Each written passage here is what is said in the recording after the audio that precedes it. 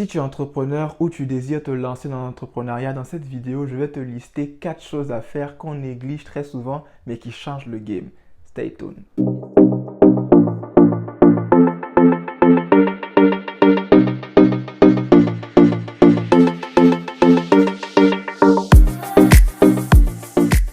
Hello les gars, j'espère que vous allez bien. Aujourd'hui, on se retrouve pour une vidéo où on va parler de mindset parce que le mindset est quelque chose qu'on néglige beaucoup en tant qu'entrepreneur, mais c'est une des choses les plus importantes. La première des choses, on va revenir sur le mot, c'est le mindset. Il faut travailler sur ton mindset. Comment travailler sur ton mindset? Tout le monde parle de mindset sur les réseaux, changer son mindset. Le mindset, c'est un mot anglais qui veut tout simplement dire état d'esprit. Et comment changer son état d'esprit? Déjà, tu peux commencer par lire des livres ou écouter des audios. Personnellement, moi, j'aime pas trop lire, donc je préfère plutôt écouter les livres en version audio. Mais chacun fait comme il veut. Si tu te sens plus à l'aise de lire, mais tu peux lire les livres. Moi, je me sens plus à l'aise d'écouter. Ce n'est pas seulement lire les livres, mais il faut aussi comprendre et l'appliquer dans sa vie. Parce qu'il y a des personnes qui ont lu une tonne de livres, mais leur vie ne reflète même pas les livres qu'ils ont lus. Vous devez lire les livres et essayer d'appliquer ce que vous apprenez dans ces livres-là. En plus de ça aussi, vous pouvez regarder des films des entrepreneurs à succès. Donc moi, j'aime bien regarder les films des entrepreneurs à succès parce que ça permet de voir leur parcours. Et très souvent, ces films-là sont très motivants. Je vais vous donner un exemple de film Self-Made, Le Loup de Wall Street, le film de Facebook. Je mettrai toutes les photos sur la vidéo, vous allez voir les couvertures. Vous pouvez aussi prendre des formations en mindset. Moi, je vous avoue, j'ai pris une formation en mindset et ça a complètement changé ma vie parce que avant, je négligeais un peu le côté mindset. Pas que je négligeais, mais c'est juste que je ne savais pas c'était quoi. Tout le monde parlait de mindset, il faut travailler sur son mindset, mais il n'y avait pas vraiment de conseils pratiques qui disent voilà ce que tu fais pour travailler sur ton mindset. Donc moi, j'ai pris une formation en mindset et c'était vraiment la décision la plus importante et la meilleure décision que j'ai prise pour l'année 2022. Et il y a énormément de personnes qui vendent des formations sur mindset. Il suffit juste de faire des recherches et de voir la personne qui vous parle le plus. Avoir une routine de vie, les gars. Combien de fois je vais vous dire d'avoir une routine de vie? Aujourd'hui, il y a des personnes qui se lèvent le matin et qui sont directement plongées dans leur journée. Mais ça ne se passe pas comme ça, les gars. On ne se lève pas, excusez-moi du terme, un peu comme les animaux qui se lèvent automatiquement et qui vont manger ou qui commencent leur journée. Non, nous sommes des humains. Il faut avoir une routine de vie. Il faut méditer. Si vous n'avez pas regardé la vidéo que j'avais postée sur les choses à faire pour bien commencer son année, mais allez la regarder, je vais vous la mettre là. Mais il faut méditer, ok? Il faut avoir une routine de vie. Quand vous vous levez le matin, qu'est-ce que vous faites en premier? Après, qu'est-ce que vous faites avant de commencer votre journée ou avant même d'entrer en contact avec d'autres personnes? Tout ça, c'est super important. Et une autre chose à voir au niveau du mindset, c'est de trouver son pourquoi. Je vois beaucoup de personnes, tout le monde veut devenir riche, tout le monde veut devenir entrepreneur, tout le monde veut avoir du succès, mais vous n'avez pas de pourquoi. Ok? Vous n'avez pas de pourquoi solide qui va vous faire tenir jusqu'à la fin du processus. Un pourquoi, c'est quoi? Un pourquoi, c'est quelque chose qui va vous motiver, c'est quelque chose qui vous prend vraiment au trip. Une fois que vous pensez à cette chose-là, ça vous booste et vous vous levez pour aller faire ce que vous avez à faire. Ne me dites pas, par exemple, votre pourquoi, c'est acheter une maison, avoir une voiture, je sais pas moi, acheter des trucs de luxe. Non, ça, ce ne sont pas des pourquoi.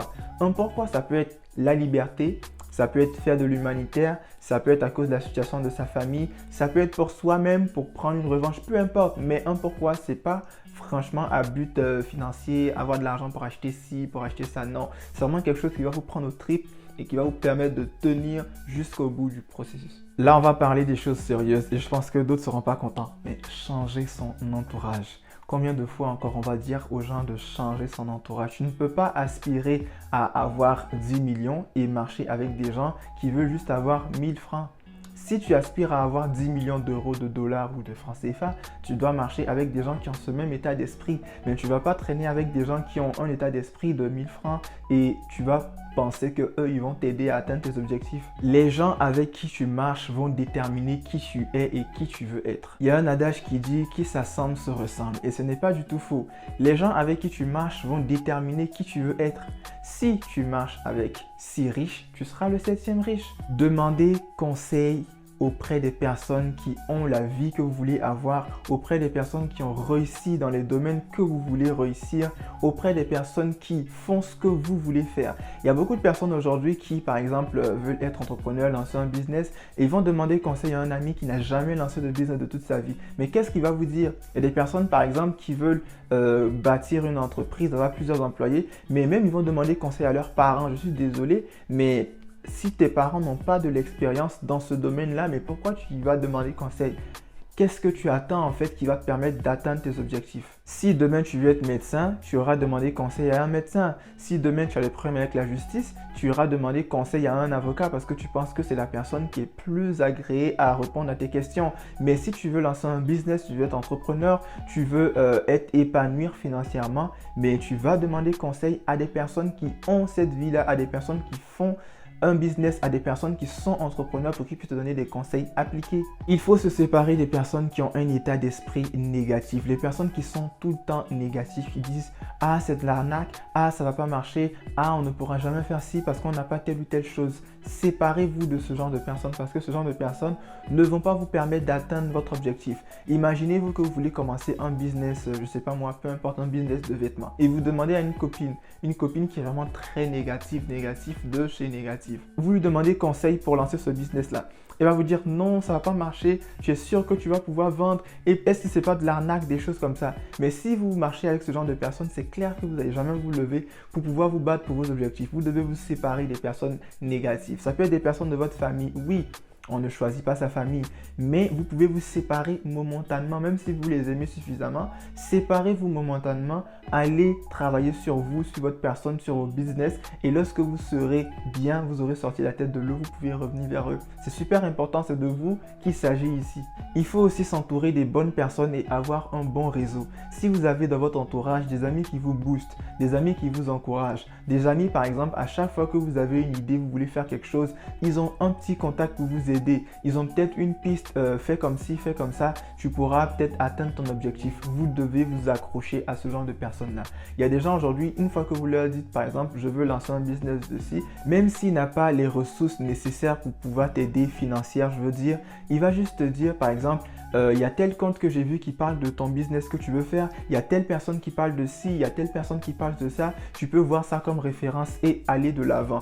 Entourez-vous de ce genre de personnes. Si vous avez des amis entrepreneurs ou même non entrepreneurs mais qui sont très positifs, qui vous motivent dans tout ce que vous faites, accrochez-vous à ces personnes-là parce que c'est eux qui vont vous aider à réussir. Avant de continuer les gars, abonnez-vous, faites-moi éclater ce bouton abonnement pour que je puisse grossir ma communauté sur YouTube et continuer à faire des vidéos comme celle-ci. Ne pas avoir peur de perdre de l'argent. Changer son rapport à l'argent. Les gars, il n'y a pas chose plus importante à faire quand vous voulez vous lancer ou soit quand vous êtes entrepreneur. Parce que la peur de perdre de l'argent, je comprends. Quand on avait une situation vraiment précaire avant qu'on commence à gagner un peu d'argent, on est très souvent attaché à son argent et on ne veut pas perdre son argent. Mais il faut que vous compreniez que l'argent, ce n'est qu'un outil. L'argent, c'est juste un outil comme toute autre chose. C'est un moyen pour vous permettre de faire certaines choses. Et si vous êtes trop attaché à l'argent, vous allez au contraire perdre votre argent et vous allez rater des opportunités super importantes. Donc, faites attention les gars. Ne vous attachez pas trop à l'argent. L'argent, c'est juste un outil, encore une fois de plus. Changez votre rapport par rapport à l'argent. Les personnes qui sont tout le temps en train de dire vanité des vanités, tout est vanité, vous connaissez bien ce mot-là. Mais c'est des personnes qui ne pourront pas réussir. Désolé du terme, c'est des personnes qui ne pourront pas gagner de l'argent. Quelqu'un qui dit que l'argent c'est mauvais de base, c'est pas quelqu'un qui a appelé à réussir ou à gagner de l'argent. Ok, il faut qu'on se dise les termes. Ce point-là, c'est un point assez important que j'aimerais que vous prêtez attention. Changez votre rapport par rapport aux personnes qui sont riches. Je vois beaucoup de gens sur les réseaux, encore une fois de plus, c'est là-bas qu'il y a la majorité des personnes qui dénigrent les gens qui ont de l'argent ou qui ont réussi ou soit qui profitent de leur richesse. En rien, quelqu'un qui profite de son argent, qui se fait plaisir, qui achète des voitures, des maisons, qui a un bon lifestyle, toi t'empêche de réussir. Concentrez-vous sur vous. Je vois beaucoup de personnes faire ça et je pense que ça n'a pas de sens. Quelqu'un qui dénigre une autre personne riche sur les réseaux, c'est pas quelqu'un qui est appelé à être riche. Parce que toi-même, tu veux avoir ce style de vie, mais tu dénigres une personne qui a ce style de vie, tu traites cette personne d'arnaqueur ou soit tu traites cette personne de quelqu'un qui fait rien, qui a de l'argent facile. Mais toi, tu n'es pas appelé en fait à réussir ou à avoir de l'argent. Il faut changer franchement cette manière de voir les choses. Si vous avez quelqu'un qui a de l'argent dans votre entourage, si vous n'aimez pas cette personne, vous vous sentez frustré par cette personne, éloignez-vous, concentrez-vous sur vous. Si vous avez le courage nécessaire, approchez cette personne et demandez à cette personne des conseils. Demandez-lui comment elle a fait pour pouvoir arriver à ce niveau-là. Demandez des conseils sur le business. Si c'est une personne qui est entrepreneur, demandez des conseils sur le business. Comment atteindre certains niveaux dans le business. Les gens qui sont riches, qui ont de l'argent, généralement, ils sont généreux. Ce pas des gens qui vont vous cacher les informations. Donc, changez votre manière de voir les personnes qui ont de l'argent parce qu'il y a énormément de gens qui font ça sur les réseaux et c'est vraiment déplorable. Si vous suivez mon analyse, vous allez voir qu'il y a beaucoup de personnes qui ont de l'argent, qui se cachent, qui gardent leurs secrets. Ok, ils ne partagent pas parce qu'ils sont méchants ou ils ne veulent pas. Non, c'est parce que s'ils commencent à montrer qu'ils ont de l'argent, s'ils commencent à se faire plaisir, mais ils vont recevoir tout plein de commentaires négatifs sur les réseaux. Donc autant se cacher, profiter de leur argent et cacher les petits secrets qu'ils ont qui pourront vous aider. Donc les gars, changez votre manière de voir les personnes qui ont de l'argent, ça peut vous aider. Le dernier point, c'est être discipliné. Être discipliné et être discipliné.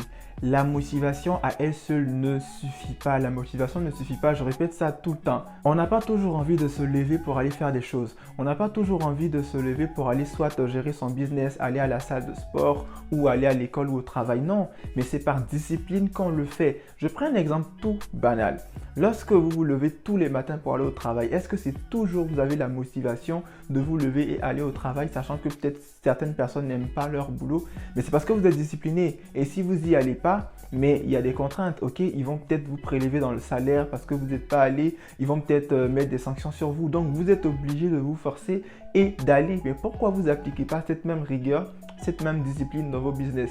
Si vous allez à l'école par exemple, vous savez que si vous avez manqué un jour d'école, vous allez avoir des sanctions, ok, vous allez être convoqué peut-être. Mais pourquoi vous n'appliquez pas la même discipline dans quelque chose qui est pour vous, à vous, qui va vous aider à avoir un avenir radieux? La motivation à elle seule ne suffit pas. Il y a des jours où vous serez couché, vous n'aurez pas envie de vous lever pour faire les choses, vous n'aurez pas envie de vous lever pour gérer votre business, pour pouvoir, je sais pas moi, créer vos visuels, parler à vos clients ou soit discuter avec vos fournisseurs. Mais si vous n'êtes pas discipliné, c'est clair que vous n'allez pas vous lever du tout. Souvent les matins, c'est la discipline qui vous permet de vous lever. Faire les choses, même si on n'a pas envie de les faire maintenant, c'est être discipliné. La motivation, c'est vraiment un mythe. Si vous voulez une courbe de la motivation, c'est une courbe qui va à dents de scie. Parce que vous pouvez être motivé le lundi. Aujourd'hui, je vous fais cette vidéo. Par exemple, vous êtes motivé à vous lever, à vous battre et tout ça, à travailler sur vos business. Ça se peut que dans une semaine, vous ne soyez plus motivé. Regardez par exemple la fin d'année, le 31 décembre. Tout le monde est full motivé, tout le monde fixe de nouvelles résolutions, nouvelle année, bam bam bam, on est prêt, on va tout casser. Mais on se rend compte, fin janvier, tout le monde a perdu la motivation. Et c'est la discipline qui va vous aider à tenir. Notez vos choses importantes. Je vous ai fait une vidéo sur comment préparer son année. Encore une fois de plus, allez la regarder. Notez vos choses importantes. Planifiez vos journées.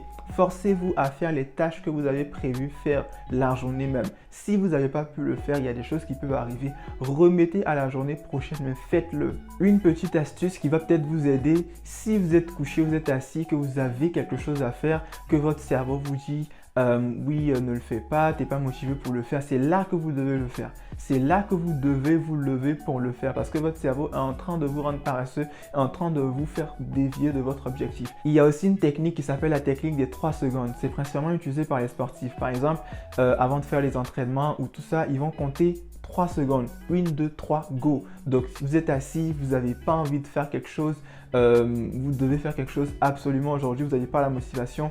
Concentrez-vous, soufflez, comptez 1, 2, 3, go, vous vous levez, tac. Vous allez voir que en faisant la chose, la motivation va venir. Un exemple encore banal, j'aime bien les exemples.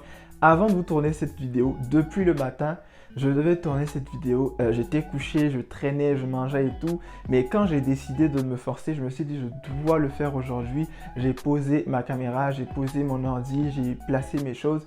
La motivation est venue et je commençais à être content de le faire. Alors qu'il y a quelques heures, si tu me demandais, je voulais même pas le faire, je voulais reporter à un autre jour. Donc c'est super important de prendre ça au sérieux. La vidéo tire à sa fin, malheureusement toutes les bonnes choses ont une fin. Merci d'avoir regardé jusqu'à la fin. N'hésitez pas encore une fois de plus de m'éclater ce bouton abonnement pour m'aider à grossir ma communauté et à faire plus de vidéos comme celle-ci. Sur ce, on se dit à la prochaine vidéo. Bye!